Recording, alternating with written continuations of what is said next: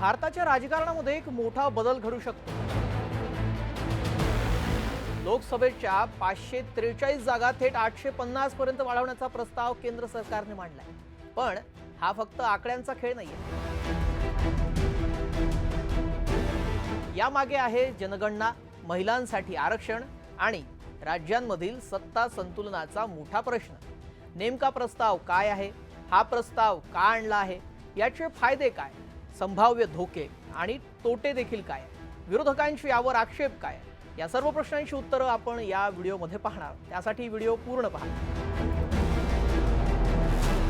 नमस्कार, मी श्रेयस पांडे, तुम्ही पाहताय न्यूज 18 मराठी। केंद्र सरकारने 2026 मध्ये घटना दुरुस्तीचा प्रस्ताव एक मांडला। या प्रस्तावामध्ये मुख्य 3 गोष्टी आहेत। पहिलं, लोकसभेच्या जागा वाढवणे, ज्या सध्याच्या आता 543 जागा आहेत त्या वाढवून 850 जागा करण्याचा प्रस्ताव केंद्र सरकारने मांडलाय। म्हणजे जवळपास 50% ही वाढ असेल। म्हणजे आता जास्त खासदार आणि जास्त प्रतिनिधित्व। मतदारसंघ देखील बदलणार, डिलिमिटेशन ज्याला आपण म्हणतो। प्रत्येक मतदारसंघाची सीमा पुन्हा ठरवली जाईल, जिथे लोकसंख्या जास्त तिथे जास्त जागा।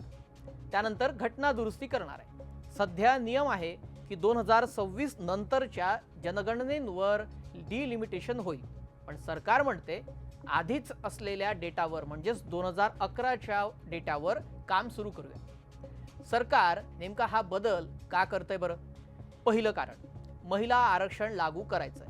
संसदेमध्ये 33% महिला आरक्षण देण्याचा कायदा हा आधीच झालेला आहे, पण तो लागू करण्यासाठी मतदारसंघ वाढवणे म्हणजेच डिलिमिटेशन करणं आवश्यक आहे। म्हणून हा सगळा प्लॅन तयार करण्यात आलाय। दुसरं, लोकसंख्या खूप वाढलेली आहे। भारताची लोकसंख्या खूप वाढत चाललेली आहे, पण जागा वाढलेल्या नाहीयेत। त्यामुळे देखील हा प्रस्ताव सरकारनं आणलाय। त्यामुळे आता काही खासदार खूप मोठ्या लोकसंख्येचं प्रतिनिधित्व करताना दिसतायत। वेळ वाचवण्याचा देखील हेतू सरकारचा आहे। नवीन जनगणना येईपर्यंत जर आपण थांबलो तर उशीर होईल असं सरकारचं म्हणणं आहे। म्हणूनच जुना डेटा वापरायचा असं सरकारचं म्हणणं आहे। बरं, याचे काही फायदे आहेत का? तर हो, पहिला फायदा, लोकांना जास्त प्रतिनिधित्व मिळेल। म्हणजे जास्त खासदार असतील तर लोकांचे प्रश्न चांगल्या प्रकारे मांडले जातील। दुसरं, महिलांसाठी मोठी संधी निर्माण होईल। 850 जागांपैकी मोठा हिस्सा हा महिलांसाठी राखीव असेल आणि राजकारणामध्ये महिलांचा सहभाग देखील यातून वाढेल। दुसरं, मतदारसंघ संतुलित होतील। सध्या काही ठिकाणी खूप लोकसंख्या आहे, ते संतुलित आता होईल। याचे काही तोटे देखील आहेत। ते काय असू शकतात? तर पहिलं, सर्वात महत्त्वाचं, उत्तर वर्सेस दक्षिण वाद। हे काय नेमकं?